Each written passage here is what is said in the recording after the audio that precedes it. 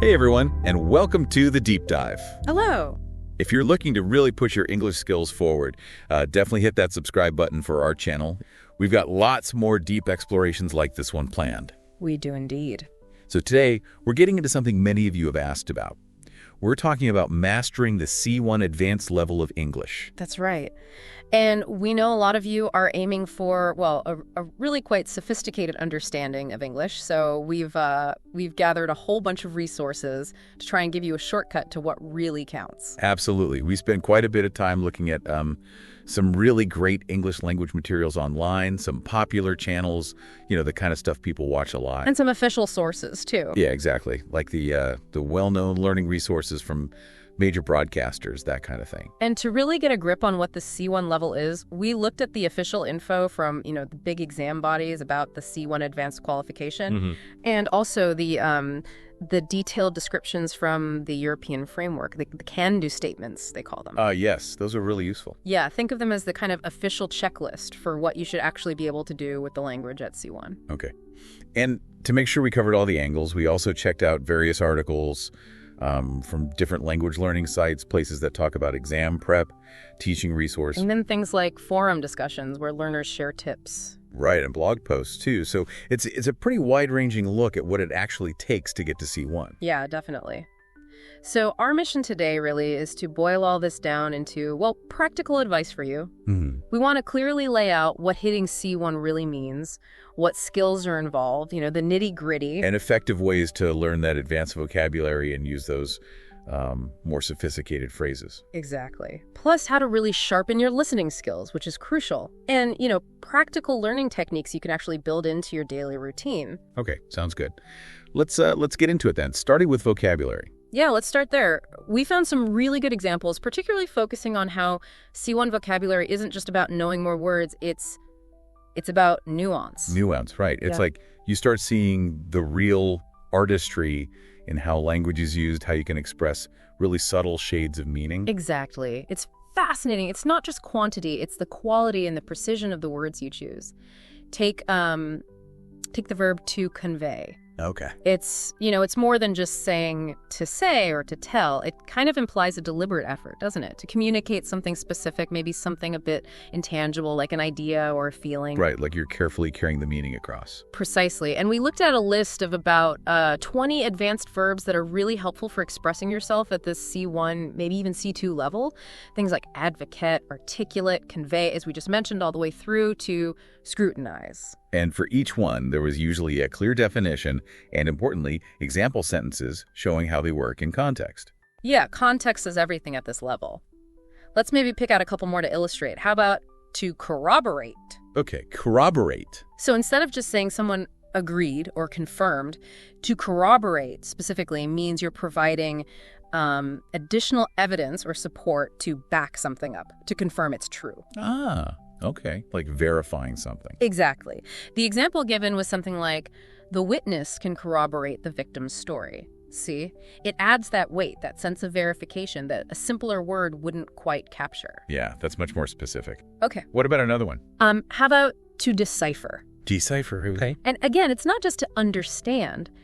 It implies something is hidden or tricky or maybe coded. Like breaking a code? Sort of, yeah. Or figuring out something deliberately obscure. The example was like, the detective had to decipher the meaning of the cryptic note. It really gets that feeling of puzzle solving across. I see what you mean. These verbs definitely allow for more precise communication. You're not just using a general term. You're picking the exact tool for the job. That's a good way to put it. And the list included others too, like to differentiate, clearly showing the difference between things, and to efface. That's an interesting one. It means to deliberately erase or wipe something out. So stronger than just remove. Yeah, I think so. It often suggests a more complete, maybe more intentional act of getting rid of something. Obliteration, almost. Right, okay. Then there was to elaborate, which is obviously key at C1, adding more detail to explain complex points. Yeah, you definitely need to do that. And to exacerbate, meaning to make a problem or a bad situation worse. Useful, if unfortunately sometimes necessary to describe things. True.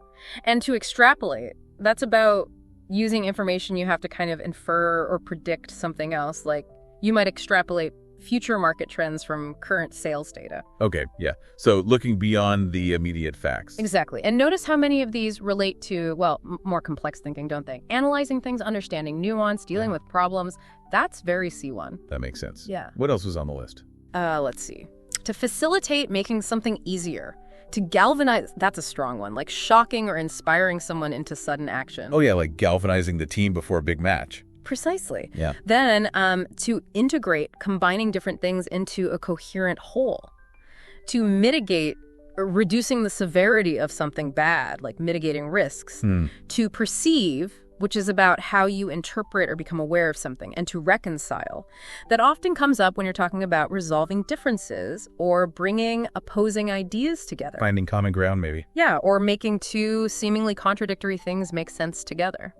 And the last one on that list was to scrutinize. Scrutinize, like examine really closely. Exactly. Very carefully, very thoroughly. Again, it's that level of precision in the language reflecting the kind of detailed thinking you need at C1. It's a great list to start with. It is. But as the source material stressed, a true C1 vocabulary is obviously much, much broader. This is just a taster. You need many more advanced verbs, including phrasal verbs used in, sophisticated ways. Okay, so that's verbs. What about adjectives? They're just as important for adding detail, aren't they? Absolutely crucial.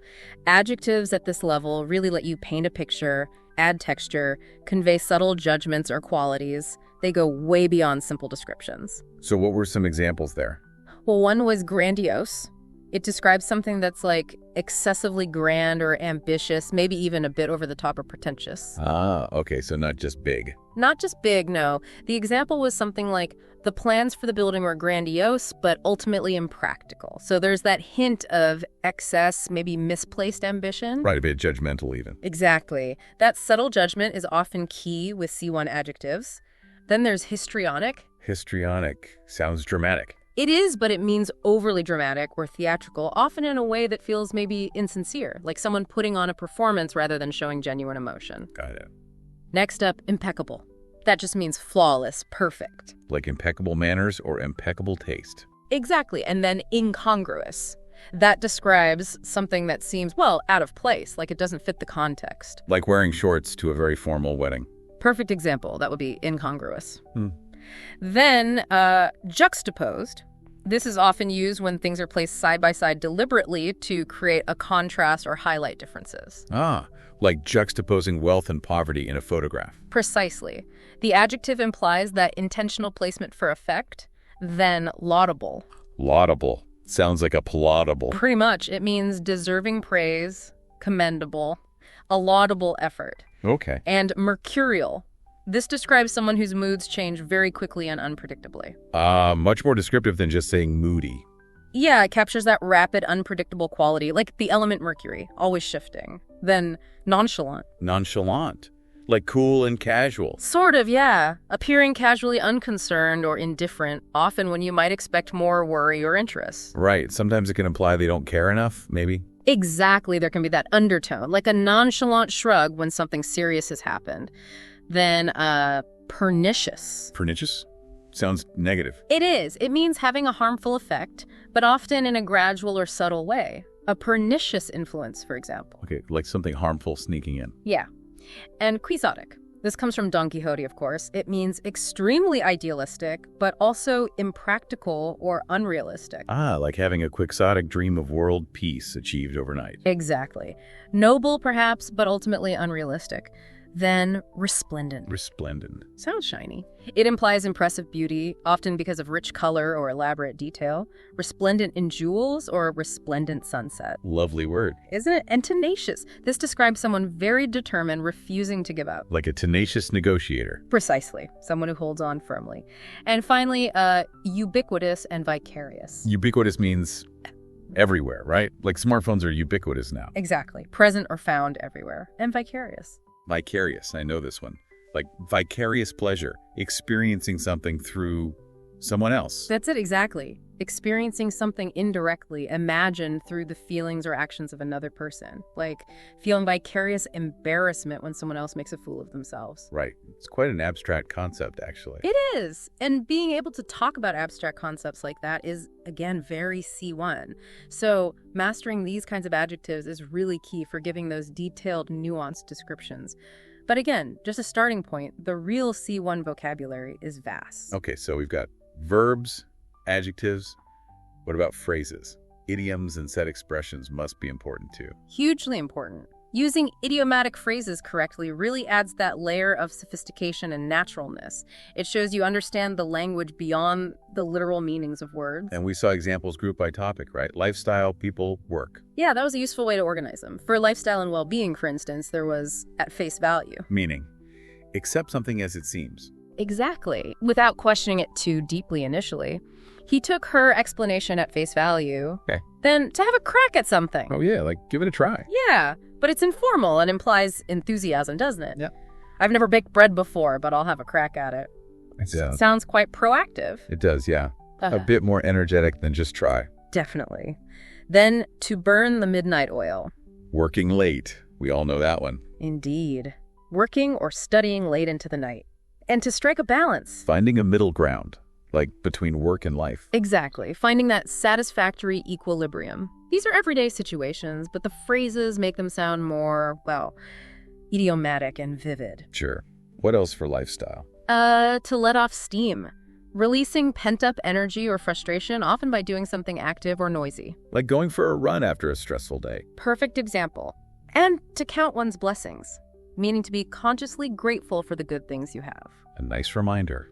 And finally, in that group, to bloom, which can be used metaphorically, like someone really developing well, looking healthy and happy, finding their potential. Ah, like she really bloomed after moving to the countryside. Exactly. Yeah. So those add real color to talking about life and feelings. Okay. And then phrases for describing people. Yeah, some useful ones there, like to stick one's neck out. Taking a risk for someone or something. Exactly. Often implies vulnerability. He really stuck his neck out for me during that meeting. Then a knee-jerk reaction. An immediate response, maybe without thinking. That's it. An automatic, often unthinking response. It highlights the lack of consideration. Right. And to split hairs.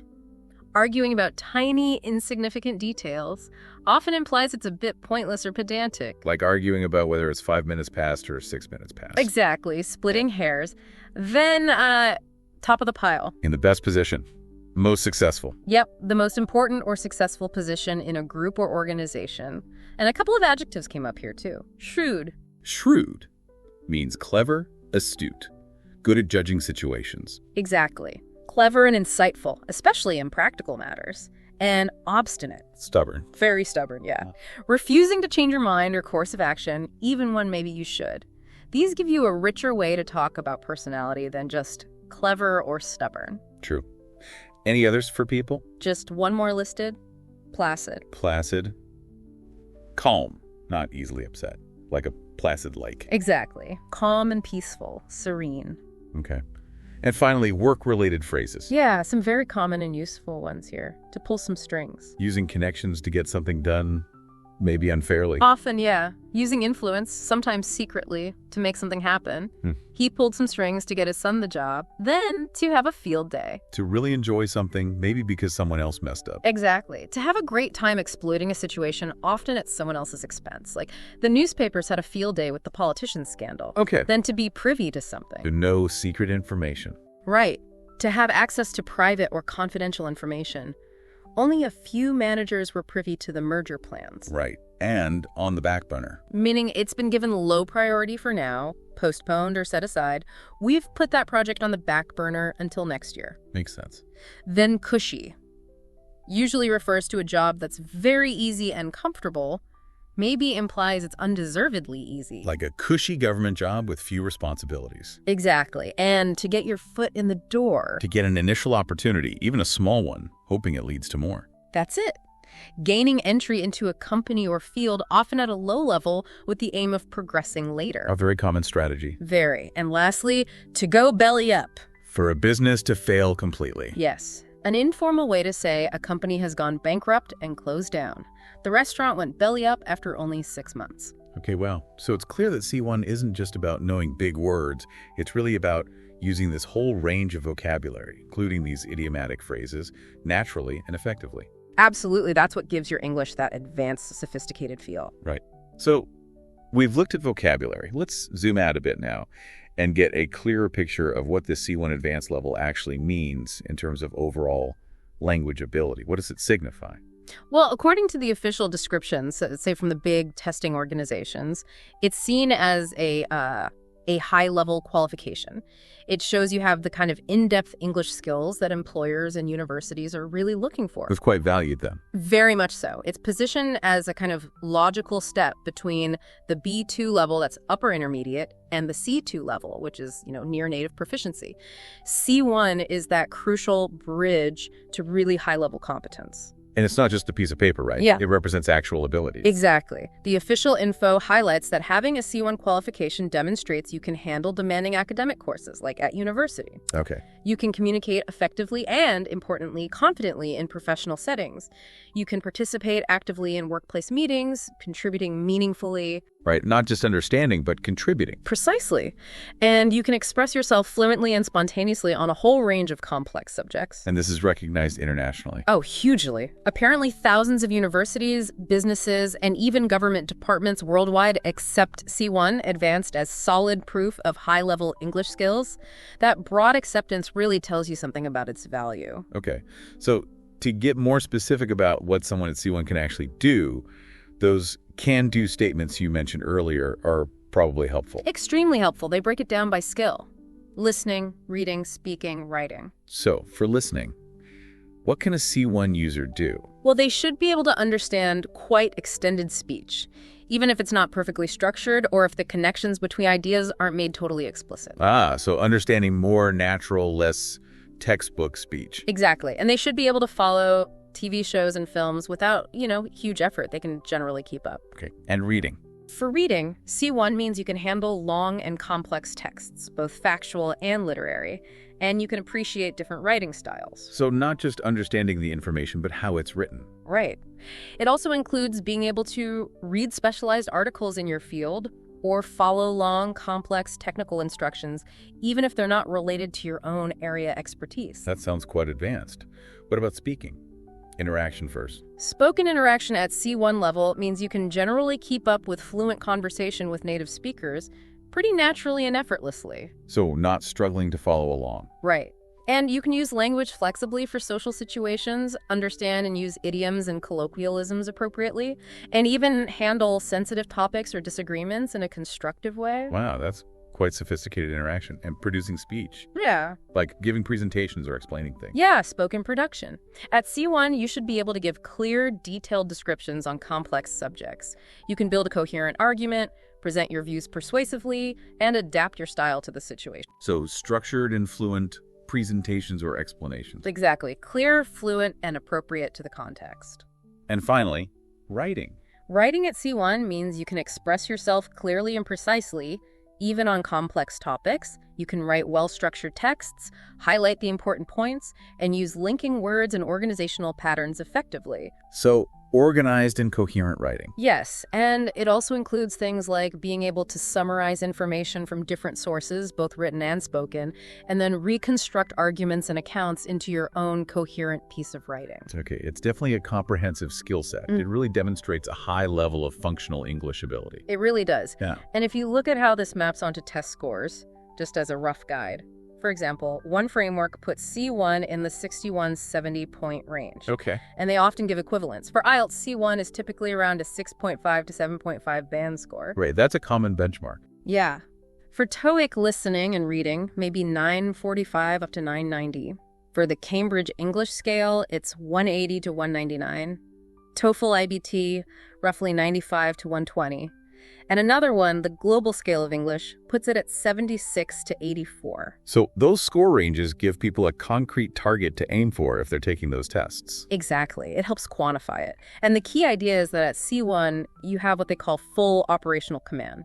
You can use English effectively for pretty much all social, academic, and professional purposes. So you can function fully in an English-speaking environment. Essentially, yes. You have a high degree of autonomy. You're not constantly relying on others or struggling to cope.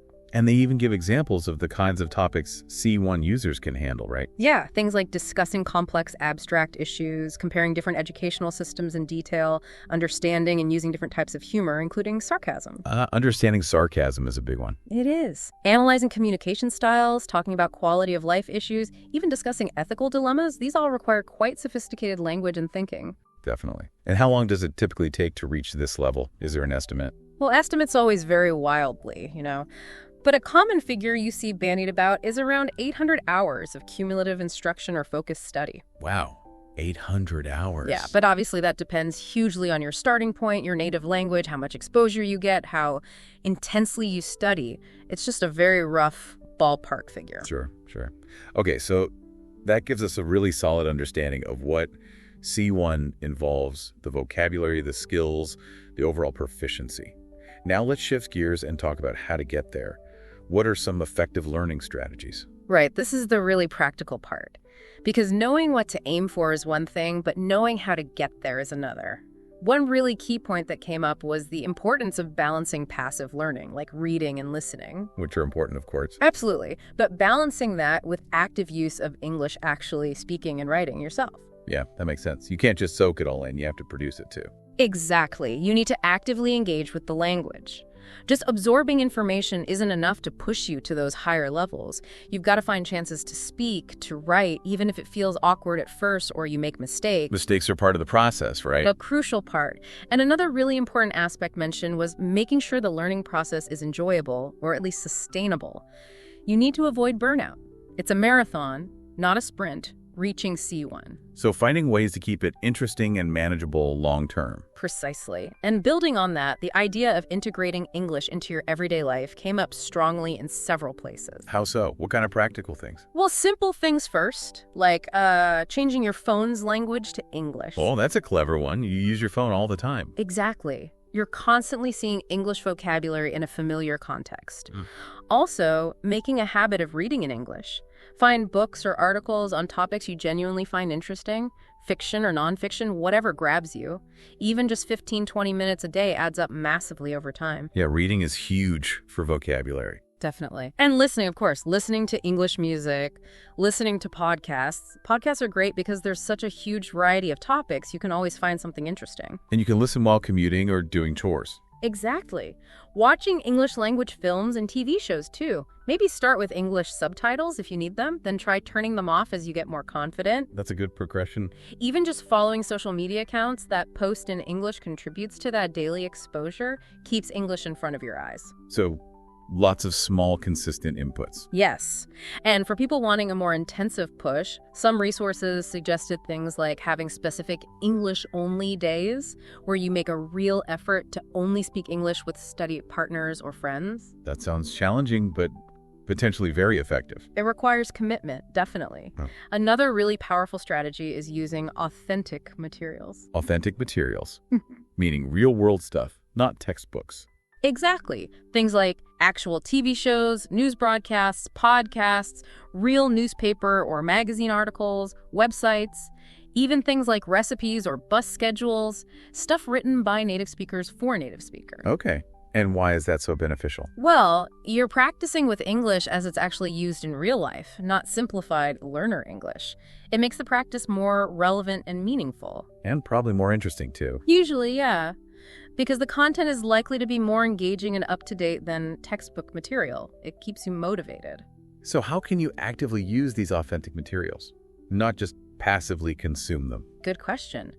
Some teaching resources suggested interesting activities, like using thinking maps, basically, brainstorming what you already know about a topic before you read an article or watch a video about it. activating your background knowledge. Exactly. It helps you connect with the new information better. Another idea was using anticipation guides. What are those? Before engaging with the material, you're given a few statements about the topic, and you have to decide if you agree or disagree, maybe explain why briefly. It gets you thinking critically in English about the subject beforehand. Oh, I like that. Gets you invested. Yeah. And for vocabulary, instead of just looking up words, they suggested creating vocabulary self-collection charts. Okay. So when you find a new word in an authentic text, you write it down, note the sentence it was in, make a guess at the meaning first. Actively trying to figure it out. Right. And then you look up the actual definition. That active engagement makes it stick much better than just reading a definition passively. That makes sense. Yeah. Any ideas for speaking practice with these materials? Yeah, information gap activities. Yeah. You pair up with someone and you each have different pieces of information from, say, an article or a schedule. You have to ask each other questions in English to find the missing information and complete a task. So real communication with a purpose. Exactly. And then more involved tasks like creating a short skit based on a scene from a show, giving a presentation, summarizing a news article, or writing a letter or email responding to something you read. Using the language productively based on the authentic input. Okay, those are great practical ideas for using real-world English. Now, what about focusing specifically on listening skills? Any specific techniques there? Well, one interesting idea that came up in an online discussion was actually transcribing audio, like podcasts. Transcribing, like writing down every single word. Yeah. The person suggesting it felt it really forced them to focus intently and catch absolutely everything, understand 100% of the content. Wow, that sounds incredibly intensive. It is. But the idea was that it sharpens your ear for detail, and then you have a written transcript you can use for reading aloud practice too. I can see the potential benefits, especially for really advanced learners wanting to catch every nuance. Exactly. It forces you to engage with every single sound, every weak form, every connected speech feature. But it must take ages. Oh, absolutely. And that was the main counter-argument in the discussion. Other people pointed out it's very time-consuming and might not be the most efficient use of study time for everyone. So what were the alternatives suggested? Still active listening, but maybe less intense. Yeah, things like, while listening, just quickly jot down any words you don't recognize, or maybe any phrases or sentences that surprise you or seem interesting. Okay, so focused noticing. Right. And then after listening, you can look up those words, maybe try to summarize the main points of the podcast or talk in writing, and consciously try to use some of the new vocabulary you noted down. That sounds more manageable, but still very active. Exactly. It still encourages deep engagement without requiring hours of transcription. Okay, so we're learning all this new vocabulary, whether from reading, listening, transcribing. Yeah. How do we make sure we actually remember it long term? Ah, yes. The remembering part. This is where the concept of spaced repetition comes in, which some resources highlighted as being really effective. Spaced repetition. That's the flashcard thing, right? Where you review words at increasing intervals. Essentially, yes. But it's the principle behind it that's powerful. It's based on how our memory actually works. The system optimizes when you review information. How so? Well, you see new information more frequently at the start, but as you successfully remember it, the time until the next review gets longer and longer. Ah, okay, so it doesn't waste time reviewing things you already know well. Exactly. It directly fights the forgetting curve, our natural tendency to forget things over time if we don't revisit them. It makes studying much more efficient because you review things just before you're likely to forget them. That sounds smart. It is. And it works because it relies on active recall. You have to actively retrieve the information from your memory each time you review. That retrieval process itself strengthens the memory trace. So the act of testing yourself helps you remember. Precisely. That's sometimes called the testing effect. Testing isn't just for assessment, it's a powerful learning tool in itself. Okay, and are there specific tools for doing this spaced repetition? Yeah, several were mentioned. There are popular flashcard apps like Anki, which is very powerful and customizable, lets you control the schedule precisely, but it can have a bit of a steep learning curve and requires you to input all the content yourself. Right, a bit DIY. Yeah. Then there are newer platforms, some using AI, designed to be perhaps easier to get started with. One mentioned was Hey Llama, which integrates spaced repetition with conversation practice and other features like automatic translation examples. Some more integrated systems. Potentially, yeah. And then there are more general study platforms like Quizlet, which also uses flashcards and spaced repetition modes, often popular for short-term studying, like for a specific test. So it's worth exploring these tools and seeing which one fits your style. Definitely. Finding a good spaced repetition system could make a huge difference to building and, crucially, retaining that advanced C1 vocabulary. Okay, one last area then. Pronunciation and understanding spoken English better. What tips came up there? Well, focusing on pronunciation itself is key. One article talked about developing phonological awareness. Phonological awareness. Understanding the sounds of the language. Exactly. Being able to recognize and even manipulate the individual sounds within words, like breaking a word down into its sounds, segmenting, and then putting them back together, blending. How can you practice that? Things like working with minimal pairs, words that differ by only one sound, like ship and sheep, or leave and live, really training your ear and mouth to notice and produce those subtle differences. Yeah, minimal pairs are classic. They are, because they work. And also using things like tongue twisters, they might seem silly, but they're great for improving articulation and fluency with tricky sound combinations. Fuzzy Wuzzy was a bear. Huh. Okay, good old tongue twisters. Don't knock them till you try them consistently. Fair enough. And what about understanding other people's pronunciation, especially native speakers? Right. This is where understanding weak forms and stress becomes absolutely critical for advanced listening comprehension. Weak forms. Those are the unstressed sounds, right? Exactly. Those little grammatical words like do, you, can't, there, before, ever, at. In natural spoken English, they're almost always unstressed and reduced to a much weaker sound. Like to becoming to or for becoming fur. Precisely. And can't often sounds like and go. Understanding these weak forms is vital because native speakers use them constantly. If you're listening for the full, strong pronunciation of those words, you'll miss them, and the whole sentence can become confusing. So you need to train your ear to recognize these reduced sounds. Absolutely. The advice was generally to focus your main attention on the stressed words in a sentence, usually the nouns, main verbs, adjectives, adverbs, because they carry the core meaning. Okay, listen for the stress. Yes, but be aware of the weak forms filling in the grammatical gaps between those stressed words. Understanding the interplay between stress and weak forms is key to deciphering the rhythm and meaning of natural speech. How can you practice hearing that? Some simple exercises were suggested, like try listening with your eyes closed sometimes to really force yourself to rely only on the sound. Cut out visual distractions. Exactly. And consciously pay attention to the rhythm and intonation. Notice which words pop out, stressed, and which ones seem to disappear, weak forms.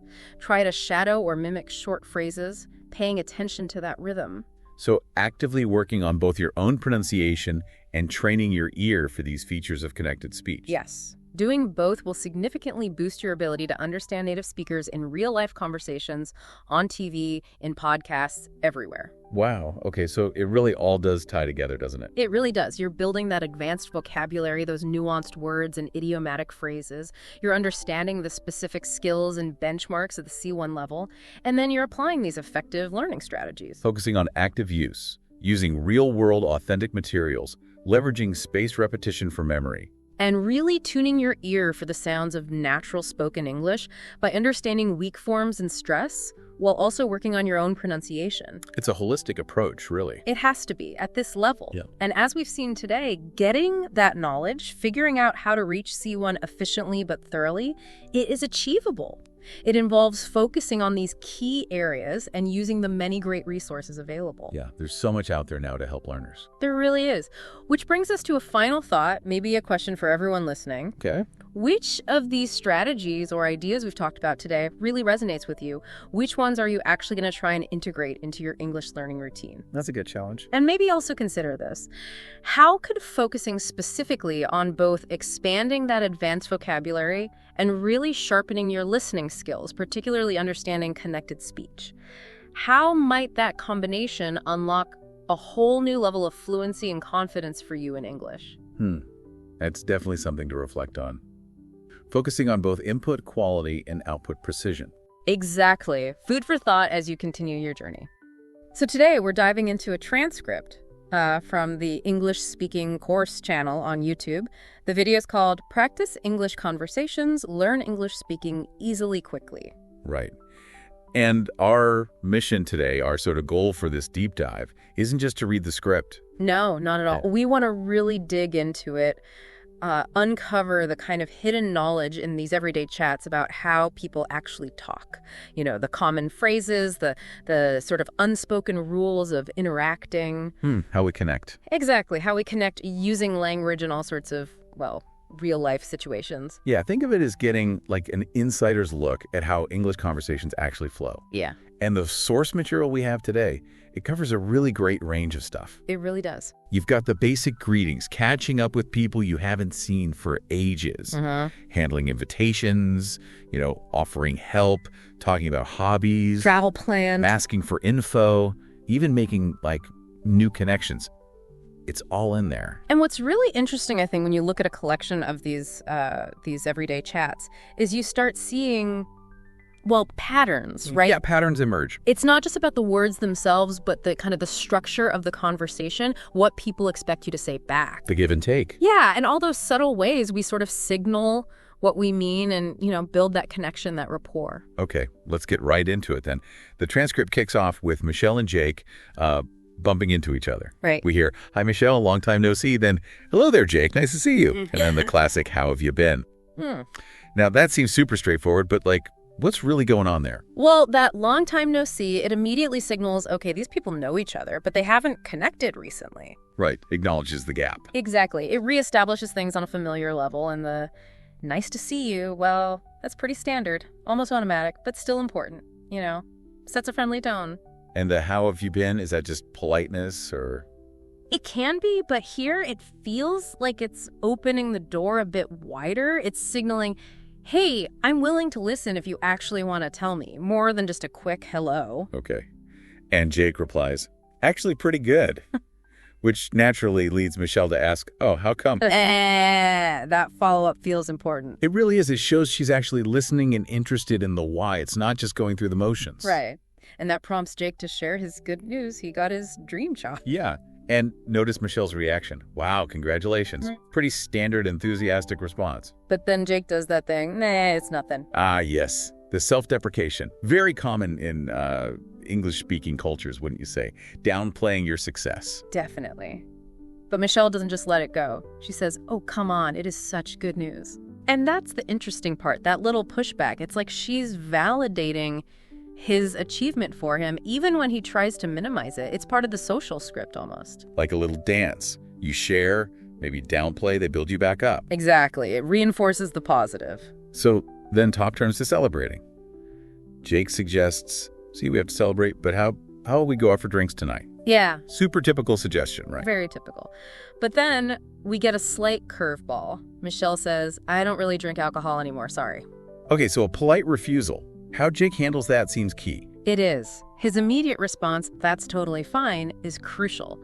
It avoids any awkwardness, shows respect for her choice. The priority is staying connected, not the specific activity. And he pivots really quickly too. "How about I treat you to dinner?" Yeah, showing flexibility. He still wants to celebrate, just needs to find a way that works for both of them.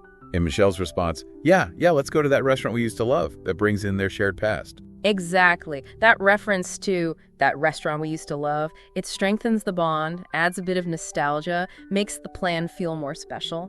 And they both agree. "Sounds great. I haven't been there in forever." Me neither. Reinforces that shared memory. Makes the whole idea more appealing for both of them. Okay, let's shift scenes. We've got a chance meeting now. Lauren, Brad, and Cole. Cole initiates. "Lauren, do you remember Brad?" And Lauren's like, "Oh yes, of course we met at that concert, right?" That's interesting, isn't it? How we often remember people based on where we met them, the context. Anchors the memory. Right. Referencing the concert makes the connection more solid for her. And Brad's follow-up, "Nice to see you again, Lauren," is just, the standard polite response there. Then Cole jumps in. "Oh, we're out to get some coffee. Do you want to join?" A classic casual invite. Totally classic. And what makes it work is how informal and low pressure it is. No big deal if she says no. In Lauren's response, "Sounds good to me. I haven't had my coffee of the day yet," is kind of neat. She gives a reason. Yeah, it's not just, okay, sure. She justifies it with her own need for coffee, makes it feel less like she's just going along to be polite and more like it genuinely suits her, more natural. Then we get into this little back and forth about coffee preferences. Starbucks, frappuccinos, espresso, lattes. Right. Cole wants a frappuccino. Ron mocks him. That's for kids. Ron likes espresso. Lauren thinks that's too bitter. Cole agrees, prefers a latte. And Juan finishes with a playful jab. You do have no taste, Ron. Yeah. It seems trivial, right? Talking about coffee. Yeah. But these little exchanges, they actually do a lot. They help build rapport, show personality. The light teasing, like Ron's comment, shows they're comfortable with each other. Sort of bonding over differences in taste. Exactly. It becomes a little source of amusement and connection. Okay, next scene shift. We find Ron stressed about studying. Emma comes over. What are you doing here? I am studying. Yeah, you can hear the stress right away with that. Oof. For a test that I have to take next week. How's it going? And not really well. I still have a whole book to go over. Oh, that's a lot. Tell me about it. Emma picks up on his mood immediately. And that's important. Acknowledging someone's feeling down, not really well, shows empathy. It gives them an opening to talk. And asking, tell me about it, encourages him to share. Right. It's basic social support, noticing, validating feelings. Emma's response is like, oh, that's a lot. Reinforce that she gets it. Then she suggests a break. Yeah. Well, do you want to take a break? Maybe go grab a coffee or something? Common tactic when someone's swamped. Yeah, it's offering relief, a change of scene, and that social connection again. Coffee seems to be a theme here. Huh, it does. But Ron hesitates. I don't know. I really need to study. That internal conflict is relatable. Totally. But Emma gently pushes, oh, come on, you're clearly not making much progress. You need a break. She sees he's stuck. Right. Sometimes a friend can see that more clearly. Her observation gives him the nudge he needs. And he agrees. Yeah, I guess you're right. It's a nice little example of friends looking out for each other. Absolutely. That mutual support is key. But then the drink preference twist. Emma asks what coffee he drinks, and Ron says, Actually, I'm more of a tea person, really. Yes. Yeah. What tea do you like? Yeah. I love matcha. I've never tried matcha before. You're missing out. Let's go. I'll make you try it today. All right. I'm down. So a simple question leads to discovering something new and an impromptu plan. And those little moments, sharing something new, trying it together, they build connection, don't they? Yeah, shows openness. Runs where, hi, I'm down. Yeah. It's positive, adds to that feeling of, being friends, doing stuff together. Okay, moving to a more serious, empathetic moment. Emma sees Clara is upset. Hey, Clara, you don't look too well today. That's quite direct, but gentle. It shows Emma's paying attention and feels comfortable enough to mention it. And it works. Clara opens up. Yeah, I'm having some trouble right now. Oh no, what's wrong? Well, I forgot to pay my rent and my landlord isn't too happy about it. Emma's quick, oh no, what's wrong, shows immediate concern. And Clara, being straightforward, suggests she trusts Emma. So Emma's first instinct is to offer money. Do you need me to lend you some money? Is that a typical first thought? Often, yeah. When someone mentions rent trouble, financial help seems like the obvious practical solution. It's a direct way to offer tangible support. But that's not what Clara needs. Oh no, that's not what I'm here for. Sorry. What can I help you with? And can I stay here with you for a few days? That's a bigger ask. Much bigger. But look at Emma's response, immediate and generous. Oh, sure, of course. And then Clara calls her a lifesaver. Right. And Emma's replies, haha, it's nothing, and what are friends for? Yeah. They're really key. She downplays this pretty significant offer of help. Makes it seem normal for friends. Exactly. It reinforces that idea of mutual support being totally natural in their friendship. Then they sort out the logistics, Claire gonna pack, Emma cleaning the guest room. It's all very practical and supportive. Yeah. You're too nice. Don't worry about it. We're friends. Thank you again. I really appreciate it. Oh, hush. Now go pack your stuff. It's lovely. And ending with, we're going to have so much fun, is a nice touch too. Definitely. It shifts the focus away from the problem, makes Clara feel welcome, not like a burden, turns a stressful situation into something more positive. Okay, next scenario involves Tom and Lily. Potential romance, maybe. Tom starts casually, look who it is, Lily. Then they chat about returning a book. That initial small talk, the book return, it's a low-stakes way to start the conversation, right? Eases into it before he gets to the main point. Which is? So are you free this Saturday? I'm not sure yet. Why? Well, there's this concert that I thought you'd like to go to, and I have 2 tickets. A bit indirect at first. Why do that? Why not just ask her out? Well, being indirect can feel safer. Less risk of outright rejection. He's testing the waters, checking her availability and interest before putting the right date out there. Lily cuts straight to it. Tom, are you asking me out on a date? Boom. Direct question. Clears up any ambiguity. Good for her. Yeah. What's the upside of being direct like that? It avoids misunderstandings. Maybe she's interested in one's clarity, or maybe she wants to know his intentions up front. It forces Tom to be clear. And his first reaction is, no, maybe. Pretty realistic hesitation there. Yeah, he might be a bit flustered, caught off guard by the directness, or maybe just nervous about labeling it a date too soon. But then he clarifies, I would love to go on a date with you, Tom. Using her name there feels significant. It does. Makes it more personal, more sincere, perhaps. Shows genuine enthusiasm beyond just, yeah, okay. And then they sort the details. What time is it? Oh my God, really? I'm in his head, 8 p.m. All right then, I'll be ready by 7:03. Sounds good. See you then. See ya.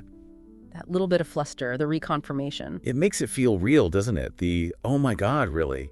Maybe excitement, maybe surprise. The, pause.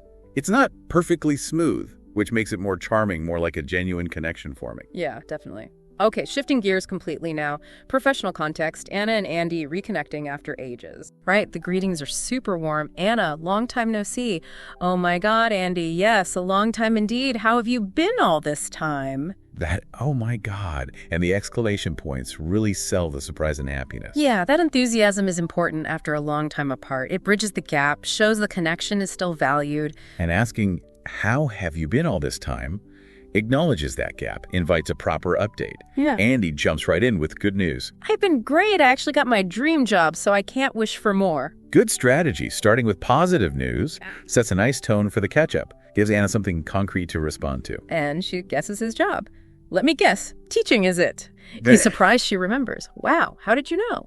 And she says, I think you told me that once and you can still remember. That's amazing, haha.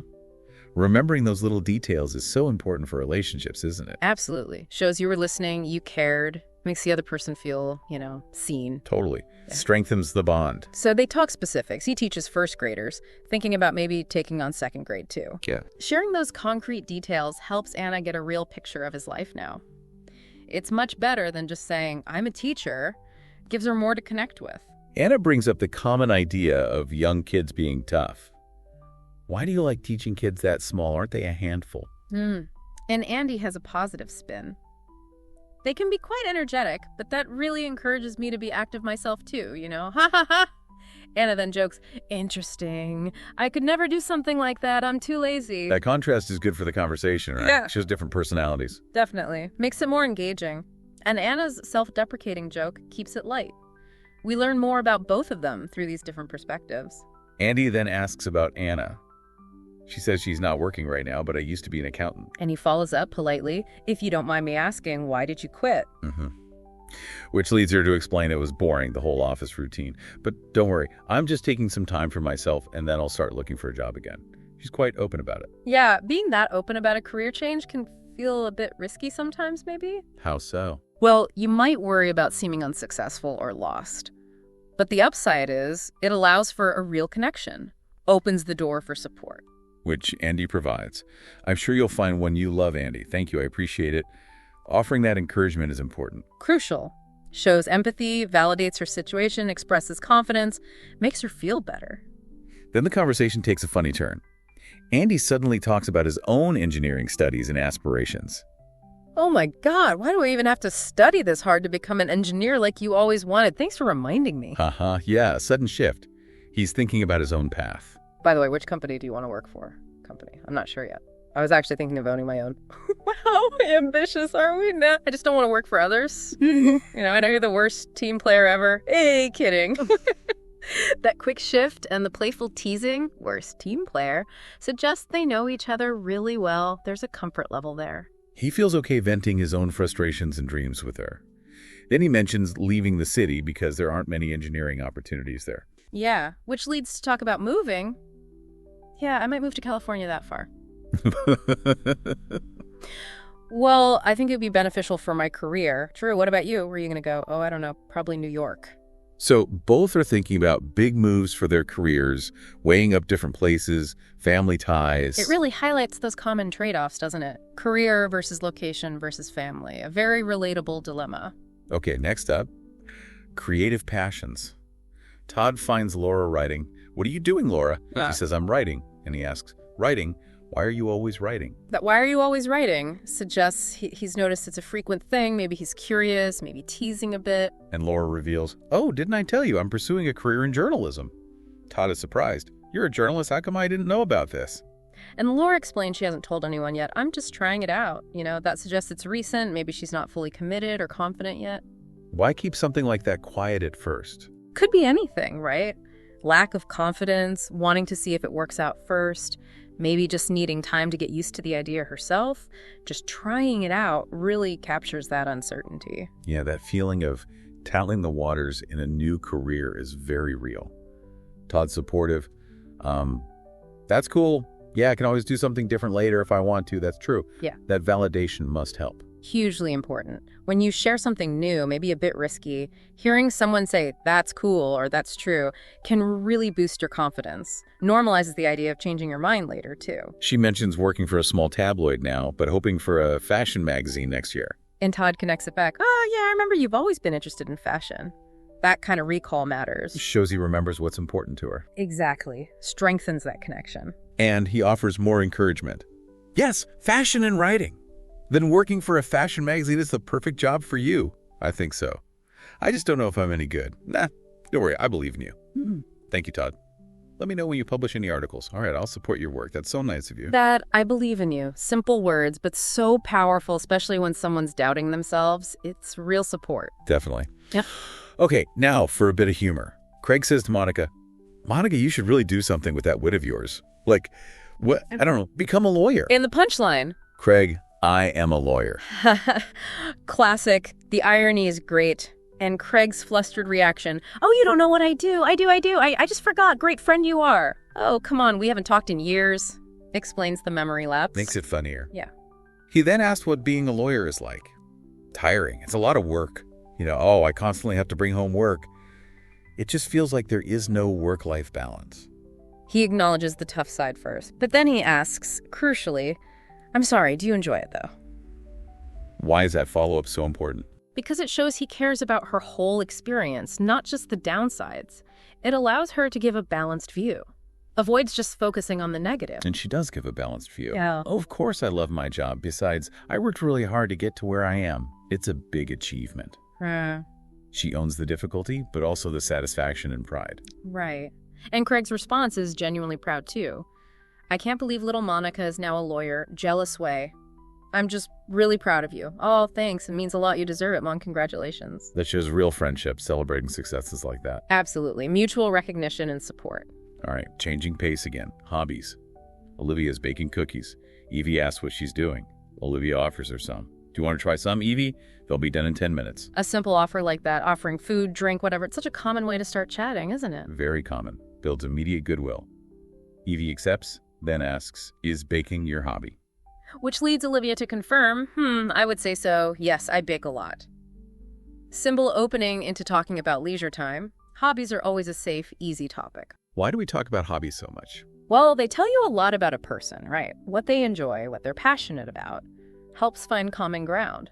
Makes sense. Evie then shares her hobby. Me? I play football sometimes. She connects it to her family. Yeah, I have 2 brothers.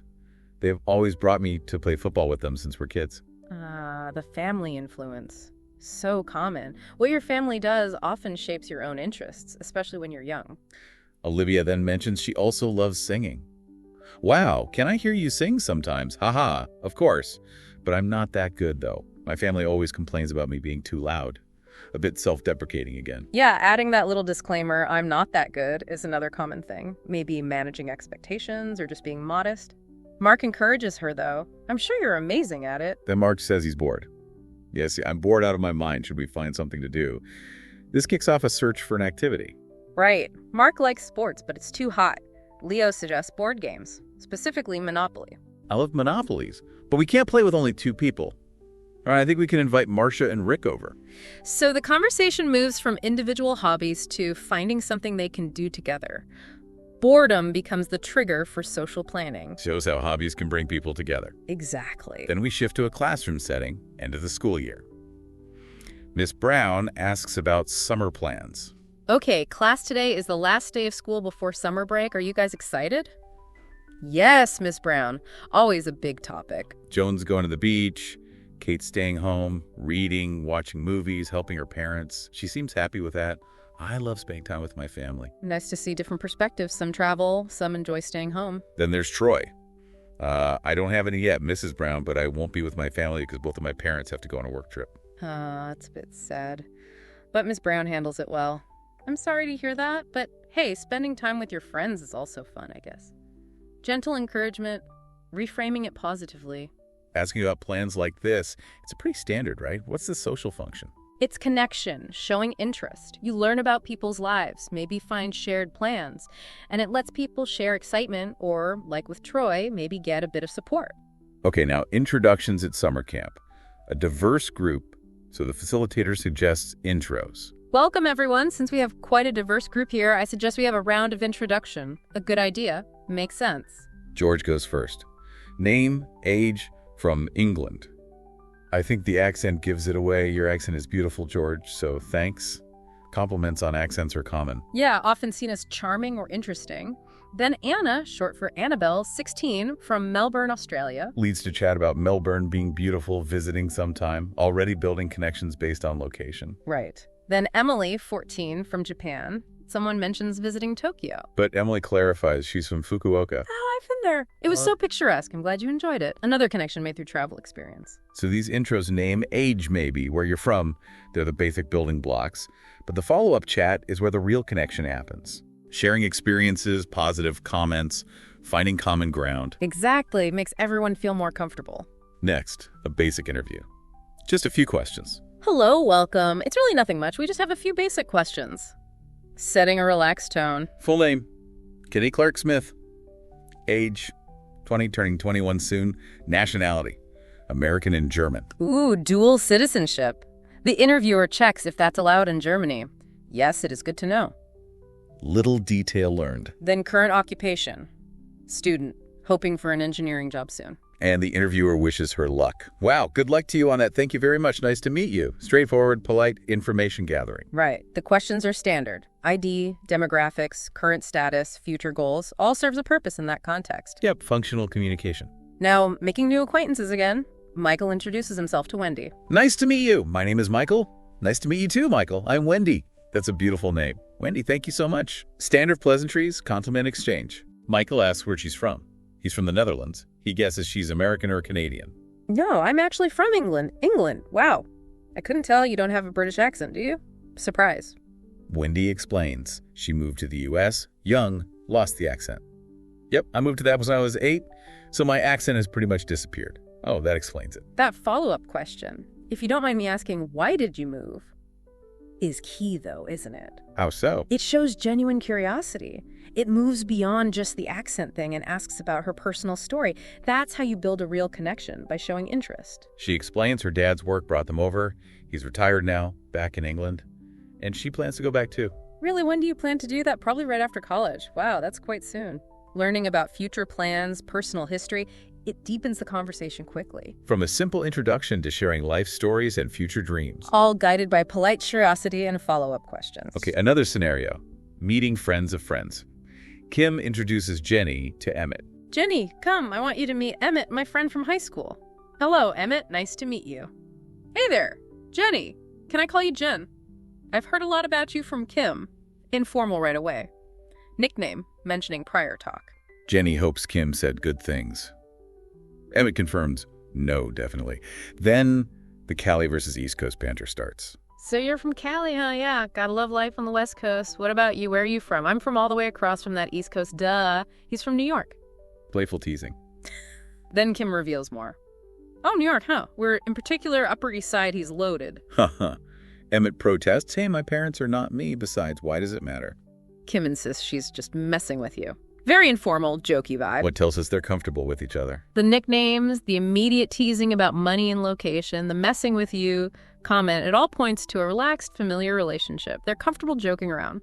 And they quickly make plans to hang out together. How long are you staying for? Let's hang out, all three of us. Sounds like fun. I'm down. What about you, Jen? Sure, why not? Inclusive, easygoing. Yep. Classic, friendly dynamic. Now for something more functional. Picking up a package. Carrie approaches the counter. What's your name? Hello, I'm here to pick up a package. May I please ask for your name? It's Carrie Clark's. Standard request. The clerk finds 2 packages, but Carrie only expected 1. 2? Yes? You sure I'm only expecting 1? Let's see. I'm positive there are 2 Miss Clarks. How confusing. Carrie asks them to recheck, confirming her name. Carrie Clark's correct yes, with 2 R's. The spelling. Oh, I see what the problem is. I've been spelling your name wrong. My apologies. No worries. Thank you. Problem solved. Politeness is key here. Absolutely. Even with the mix-up, phrases like, may I please ask, my apologies, thank you, no worries, Miss Clark's, keep it smooth and respectful. Then just the procedure. Sign here, wait here. Efficient and polite. Textbook customer service interaction, really. Next up, awkward reconnection where one person doesn't recognize the other. Alex is approached by Mandy. Hey, Alex, that's me, and you are Mandy. Do you not remember me? I'm sorry I don't recall meeting you. Ouch. That's always a bit awkward. Mandy prompts him. Summer festival last year. Oh, that festival. Yes, remember me now? Oh, wow, Mandy. I'm so sorry for not recognizing you. He remembers. Apologizes. Mandy helped smooth it over by pointing out her changed appearance. I do look different, don't I? I mean, yeah, last time I saw you, your hair is brown. Oh, true. Provides a reason. Alex compliments the new blonde hair. Yep, blonde hair is definitely your thing. You look really beautiful, thank you. Compliments help ease the awkwardness, too. Definitely. Then they notice his style change to leather jacket instead of colorful outfits. Oh, you mean this leather jacket? Yeah, I just thought it looked cool, you know. Mandy proves, well, I'm used to seeing you in colorful outfits, so this is definitely a big change, but I think it suits you. Thank you. More positive reinforcement. So, strategy for that awkward moment. Apologize. Find the reason, like changed appearance, exchange compliments. Helps get past the initial stumble. Good tips. Okay, now for a really awkward first meeting. Lauren meets someone new, introduced by Tori, but Tori didn't give much info. Nice to meet you. My name is Lauren. Hi. The name is, well, this is awkward. Tori didn't tell me much about you. Starts off a bit stilted. Lauren tries to make it positive. I think that's a great thing we can get to know each other. All right, you go first. Okay, trying to get things rolling. He goes first. He's a doctor, works at the biggest hospital, loves his job, pays well, all standard info. Okay, what about you? What do you do? Lauren says she's a waitress, pursuing acting. And his reaction? Acting, but why? It's my passion?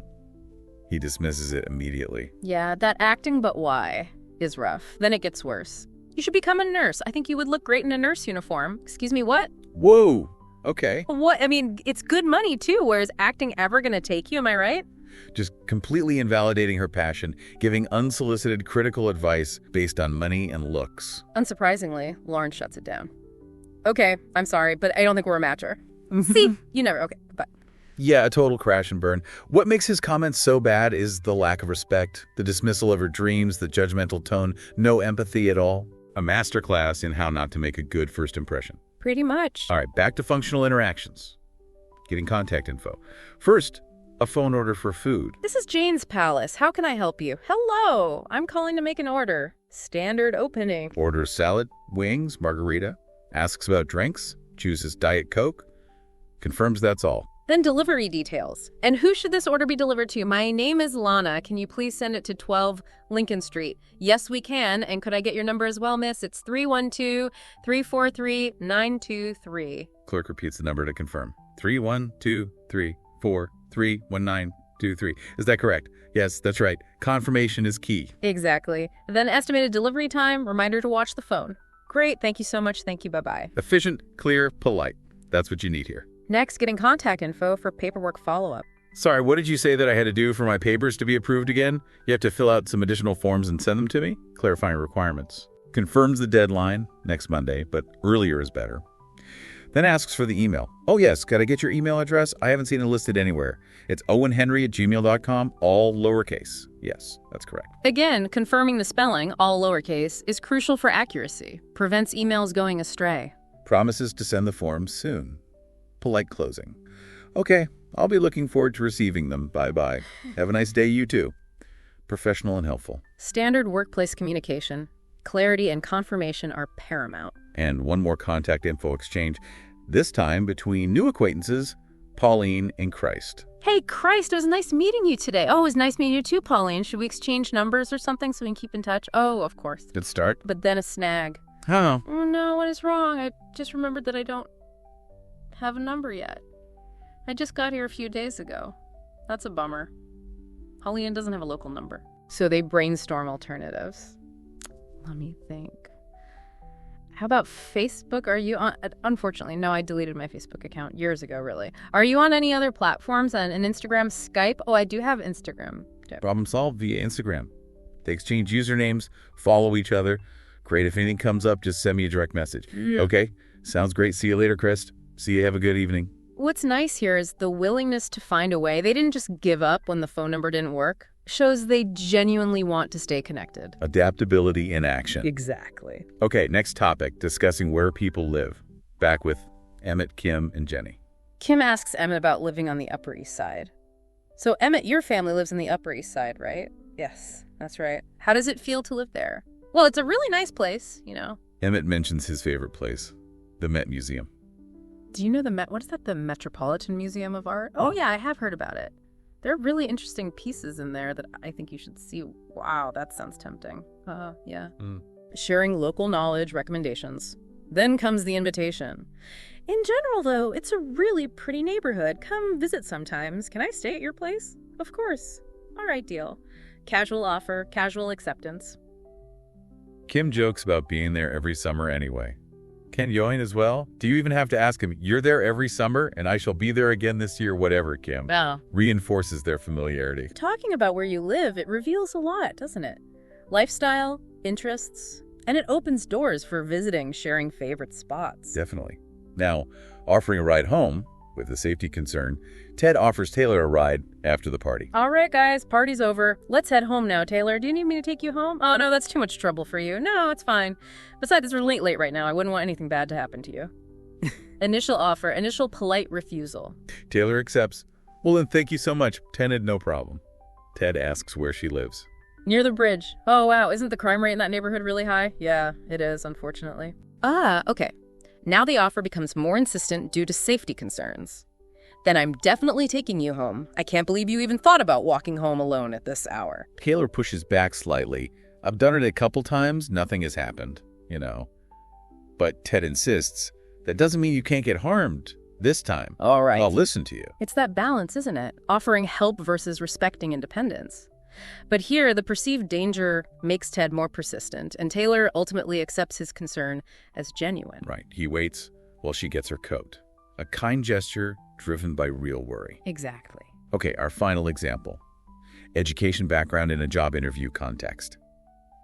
The interviewer finds Edward's resume impressive, but missing education details. Where did you go to school, Edward?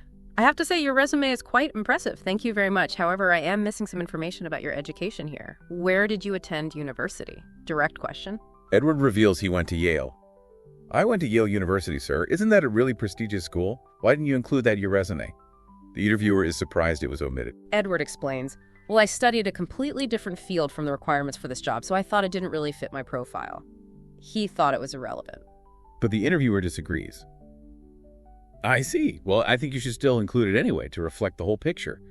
Oh, I'm sorry. I will pay more attention. Why does the interviewer want it included? Even if the field is different, attending a top university like Yale says something about the candidate's abilities, their work ethic, their general background. It contributes to the whole picture. As they said, it's still potentially valuable information. Makes sense. The interviewer reassures him his CV is already impressive and basically offers him the job. No worries. That's it for today. I think you can already start working next week. Thank you so much, sir. It's nothing. Everybody's glad to have you on board. See you next week. Positive outcome. Yeah, interesting discussion about what constitutes relevant experience or background. Phew. Okay, well, that brings us pretty much to the end of this deep dive into all those everyday English conversations. We've covered a lot of ground. We really have. From simple greetings and catching up, to making plans, offering help, talking jobs and hobbies. right through to first impressions and even navigating interviews. And by looking closely, we've seen not just the words, but the kind of social rules, the communication tactics people use. Exactly. Those common phrases, the way we react to news, how we offer support, how we handle disagreements or awkward moments, it's all part of communicating effectively in English. It really highlights that understanding a language goes way beyond just knowing the dictionary definitions or the grammar rules, doesn't it? Absolutely. It's about understanding the flow, the context, the cultural assumptions that are often just under the surface, how interactions are structured. Hopefully this deep dive has given you, our listener, a richer sense of how these everyday interactions work. Yeah, and maybe something to think about as you have your own conversations in English. You might start noticing some of these patterns, these phrases, these ways of interacting we've talked about. Could be useful for understanding nuances or even improving your own communication. Definitely. Just being more aware of these dynamics can make a difference. Well, thank you so much for joining us on this really detailed exploration today. It's been fun digging into these dialogues. And hey, one last reminder, if you did find this valuable and you want more deep dives like this, please do head over and subscribe to the YouTube channel. Your support genuinely helps us out. It really does. Thanks again for spending your time with us. We enjoyed it. Until the next deep dive.